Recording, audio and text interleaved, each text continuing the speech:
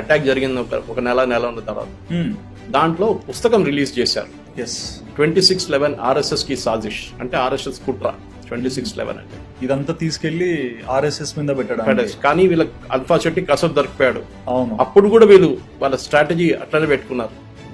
No ఒక book publish చేయాలంటే మీకు తెలుసు మినిమం ఒక 6 నెలలు పడుతుంది. స్టోరీ రాయాలి, దాన్ని మళ్ళీ ప్రూఫ్ రీడింగ్ చేయాలి, దాన్ని మళ్ళీ ప్రింటింగ్ చేయాలి, దాన్ని బైండింగ్ చేయాలి, దాంతో పని పడుతుంది. మినిమం 3 నెలలు పడుతుంది. అవును, చెప్పండి నాకు, ఈ అటాక్ జరిగిన తర్వాత వీళ్ళకి ఇంత జల్దీ బుక్ ఎట్లా రిలీజ్ చేశారు అంటే దీని పని దానికన్నా ముందే మొదలై.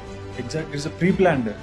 Correct. So Digvijay Singh video ఇప్పుడు కూడా ఉన్నట్లు మీరు ఎవరైనా చూస్తే మీకు తెలిసిపోతుంది చాలా క్లియర్ గా. The idea was Hindu terror, ఒక కాయిన్. అది శివరాజ్ పాటిల్, పి చిదంబరం వీళ్ళందరూ కలిసి క్రియేట్ చేసిన ఒక కాన్సెప్ట్ హిందూ టెర్రర్.